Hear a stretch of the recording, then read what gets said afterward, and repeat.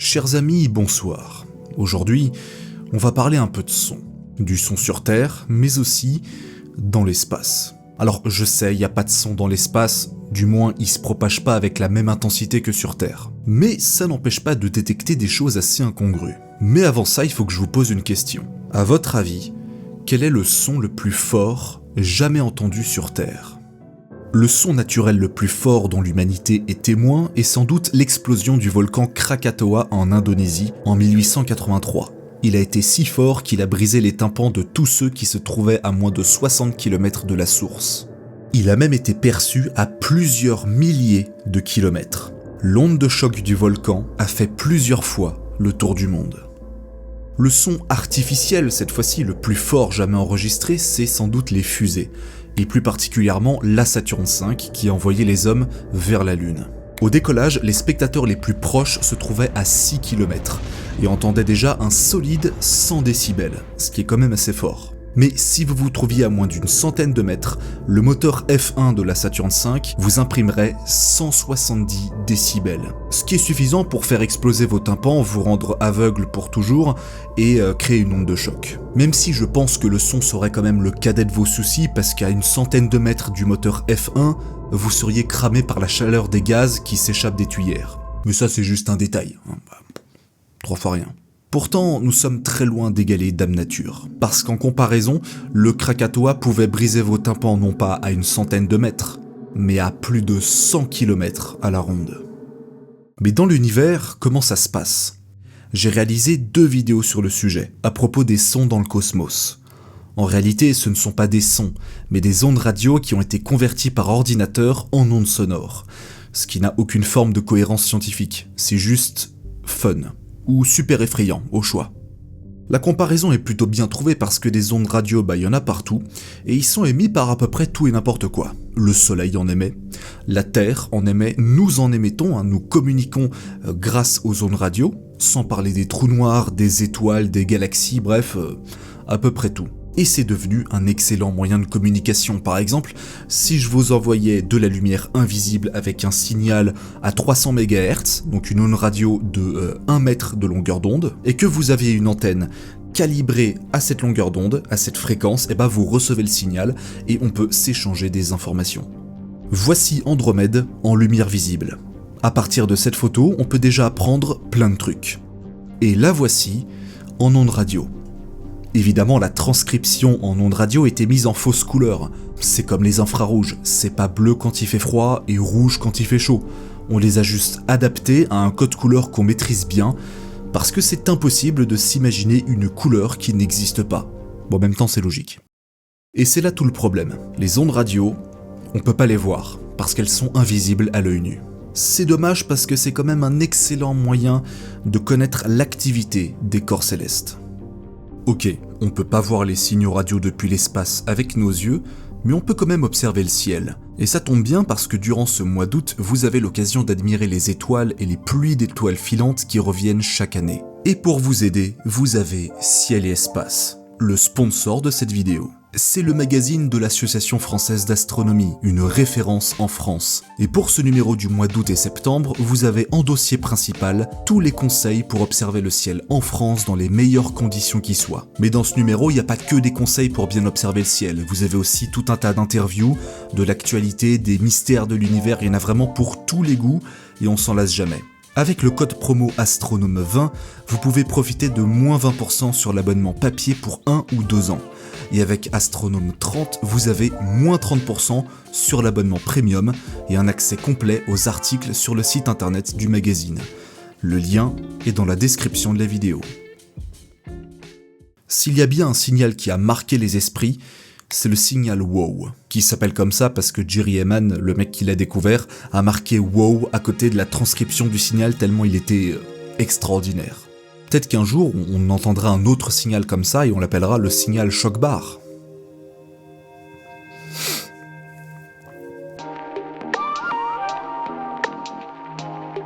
Cette histoire, vous la connaissez tous, je pense, et en plus elle a beaucoup inspiré les théoriciens de tous bords. Et pour ceux qui ne savent pas, on va la faire courte.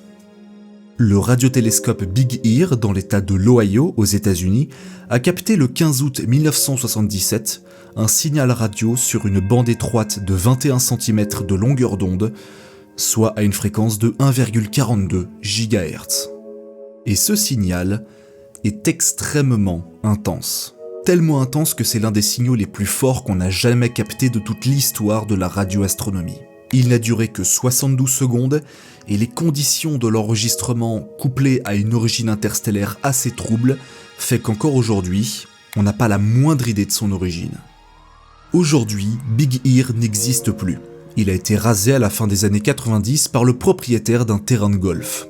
Évidemment, la thèse des extraterrestres a été prise en compte, mais il vaut mieux ne pas rentrer là-dedans parce que sinon, on n'en sort plus.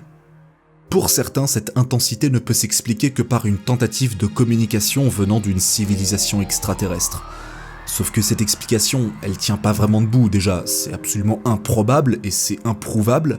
Et puis ensuite, s'ils voulaient nous contacter, faudrait qu'ils s'acharnent au moins un petit peu, donc il faudrait qu'ils nous envoient beaucoup de signaux. Sauf que là, les théoriciens répondent en expliquant que non, en fait peut-être que c'était un signal de détresse et qu'ils ont eu le temps de l'envoyer qu'une seule fois, mais ça tient pas debout non plus parce que le signal y a été mis dans une zone qui se trouve à des dizaines de milliers d'années-lumière, ce qui veut dire qu'il a 20-30 000 ans d'existence déjà. Bref, vous avez compris, ça part absolument dans tous les sens. Le signal WOW, c'est un sujet qui est hyper connu, qui est ancré dans la culture populaire, dans la culture de la SF aussi. J'en ai déjà brièvement parlé sur ma chaîne, mais j'ai bien envie d'en refaire une autre vidéo un peu plus longue, un peu plus complète, pour vous expliquer l'intégralité de l'histoire. Peut-être un jour, qui sait. Dans tous les cas, ce signal a montré qu'il était possible de capter des sursauts de lumière extrêmement intenses qui viennent du cosmos lointain. On peut en détecter plein, notamment venant de la collision de trous noirs, ou bien le disque d'accrétion d'un trou noir supermassif qui émet continuellement une quantité faramineuse d'ondes radio et de rayons X.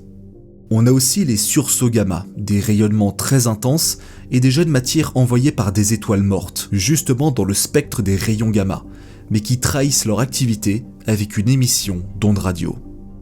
D'ailleurs, est-ce que vous savez que notre galaxie, la Voie lactée, comme toutes les galaxies dans l'univers, émet un sifflement statique, une sorte de sifflement de fond. Ça a été détecté par Karl Jansky dans les années 30, et c'est également de cette manière que l'on peut débusquer des galaxies extrêmement jeunes, et donc par nature extrêmement lointaines dans l'univers. Par contre, le problème, c'est de détecter quelque chose de totalement inconnu. Une source de rayonnement dans l'univers dont on n'a aucune idée de l'origine précise. Et ça c'est flippant, parce que ça remet en question pas mal de choses. Et justement, c'est le décor d'une découverte intrigante qui est survenue il y a quelques années. En 2001, la NASA lance un projet assez particulier et surtout méconnu, qui s'appelle le Absolute Radiometer for Cosmology, Astrophysics and Diffuse Emission. Et en français, ça donne le radiomètre absolu pour la cosmologie, l'astrophysique et les émissions diffuses. Ouais, la traduction est un petit peu dégueulasse, mais en même temps, il n'y avait pas vraiment besoin de traduction. Mais c'est pas grave que ça a un nom à rallonge, parce que du coup, c'est l'occasion de donner un acronyme sympa. Et techniquement, ça fait ARCAD. Voilà. Ouais, les ingénieurs sont très mauvais pour donner des noms aux choses, mais ça je pense que vous le saviez déjà, on commence à être habitué.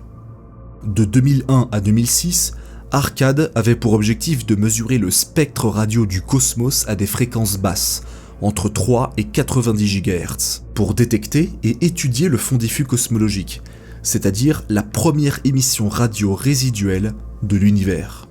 Grosso modo, c'est les premiers moments de l'univers juste après le Big Bang, lorsque la lumière finit par se créer un chemin dans la bouillie de matière, à une époque où les molécules complexes n'existaient pas encore.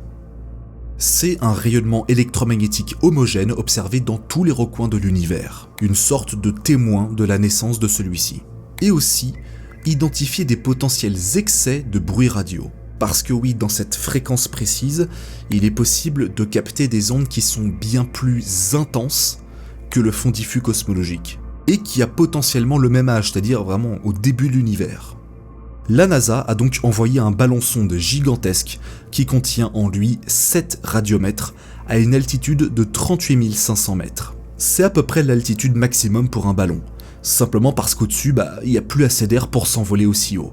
Et pourtant, on est très loin de la frontière géopolitique de l'espace, la fameuse ligne de Kármán à 100 km, et la frontière plus ou moins actée entre l'atmosphère et le vide spatial, qui se situe à environ 80 km d'altitude. Et ça veut aussi dire que toutes ces vidéos « on a envoyé un ballon dans l'espace » sont fausses. Voilà, c'était le moment un petit peu aigri de la vidéo. Les radiomètres étaient calibrés pour détecter des rayonnements avec une certaine température de moins 270 degrés, soit 3 degrés au-dessus du zéro absolu. Ça permet de réduire au maximum le bruit de fond et donc se débarrasser de potentiels parasites. Les données sont ensuite collectées par la NASA qui va faire le tri entre ce qui est du fond diffus ou bien le bruit de la galaxie avec d'autres sources d'émissions parce que sinon c'est un peu le bordel. Pendant plusieurs années, à partir de 2001, le projet Arcade va très bien fonctionner et il n'y a pas grand chose d'inhabituel qui va être relevé. Jusqu'en 2006, lorsqu'ils ont capté un signal qui dépasse absolument toutes les attentes et qui a été consigné dans la 213e réunion de l'Association américaine d'astronomie. J'ai vérifié. Alors que les instruments écoutaient depuis une altitude de 37 km, le ballon sonde enregistre un signal venant du cosmos lointain. Un signal très fort. 6 fois plus fort que ce qui est attendu par les chercheurs. Les ondes radio ont un rayonnement thermique, une sorte de température en gros. Le fond diffus cosmologique, le rayonnement résiduel du Big Bang au début de l'expansion de l'univers, était de 3000 Kelvin lorsqu'il a été émis 380 000 ans après le Big Bang. En effet, il a fallu attendre 380 000 ans pour que la lumière se fraye un chemin à travers les particules subatomiques. C'est pour cette raison que nous n'avons toujours aucun moyen de voir ou de savoir ce qui s'est réellement passé entre le Big Bang et 380 000 ans après. En gros, les 380 000 premières années de l'univers. 3000 Kelvin, ça fait environ 2720 degrés. Ça a la même équivalence, mais simplement décalé de 273 degrés. Parce que 0 Kelvin, c'est le zéro absolu. Et ça fait moins 273,15 degrés Celsius. Donc, 2700 degrés. C'est très très chaud. Mais aujourd'hui, son intensité reçue depuis la Terre est beaucoup plus faible. Il est de moins 270,424 degrés, soit seulement 3 degrés Celsius au-dessus du zéro absolu. C'est vraiment très très froid. Et ça on le sait parce qu'il est distribué uniformément dans toutes les directions dans l'espace. En Kelvin, ça fait 2,726 Kelvin. Sauf que le signal reçu en 2006, basé à peu près sur la même fréquence, a une chaleur de 5 Kelvin, c'est-à-dire 3 de plus par rapport au bruit cosmique du fond diffus cosmologique. Et cette onde radio avec ses températures plus élevées est donc 6 à 10 fois plus intense que le fond diffus. C'est pour ça qu'on dit qu'il est 6 fois plus fort par rapport aux attentes. Tiens, la fréquence, parlons-en. Elle est observée autour de 3 GHz, soit 3000 MHz. En gros, c'est une longueur d'onde d'à peine 10 cm. Le signal est tellement fort qu'il a été surnommé le rugissement de l'espace, ou en anglais, le Space Roar. Disons que ça colle bien. Évidemment, on n'a aucun enregistrement audio, aucune sonification, juste la transcription du signal. Et donc, à partir de ça, il faut trouver son origine. Cette intensité est beaucoup trop forte pour de simples étoiles, surtout à cette fréquence. On a même suggéré que ça viendrait de plusieurs signaux de plusieurs galaxies différentes en même temps. Une sorte de puzzle galactique. Mais c'est peu probable. D'autres suggèrent un gaz interstellaire qui serait ionisé après que les électrons se barrent un petit peu dans tous les sens et émettant ainsi donc des ondes radio. Mais encore une fois, ça n'égale pas une telle intensité. Bon, et puis forcément, il y a les extraterrestres. Sauf que vu que le Space Roar est quand même beaucoup plus de niche et beaucoup moins connu que le signal WOW, il y a très peu de monde qui s'y sont intéressés. On sait que ce n'est pas une interférence humaine, mais on n'a encore aucune piste réelle. Il y a autant de bonnes raisons de penser qu'il pourrait simplement provenir de notre galaxie que de bonnes raisons de penser qu'il vient d'une source plus lointaine. Le problème, c'est que ça ne semble pas correspondre avec la distribution radio naturelle de la Voie lactée, parce que ça la rendrait différente de toutes les autres autour de nous, ce qui est largement improbable, à moins de repenser complètement nos modèles d'émission radio des galaxies. Encore aujourd'hui, 18 ans après, le Space Roar, le rugissement de l'espace lointain, a une source qui est toujours inconnue. On ne sait même pas d'où il vient, et même par quoi il a été émis. Voilà, j'espère que cette vidéo vous aura plu, et merci à Ciel et Espace d'être le partenaire de cet épisode. Donc encore une fois, le lien est dans la description, vous pouvez profiter d'une réduction de moins 20% sur l'abonnement papier et moins 30% sur l'abonnement premium avec les codes, tout est expliqué. Quant à moi, je vous donne rendez-vous très bientôt pour une nouvelle vidéo qui va beaucoup vous plaire, je pense. En attendant, n'hésitez pas à vous abonner à la chaîne si c'est pas déjà fait, partager, mettre un petit pouce bleu, aider au référencement de la vidéo et de la chaîne, et je vous donne rendez-vous très bientôt. Prenez soin de vous. Salut.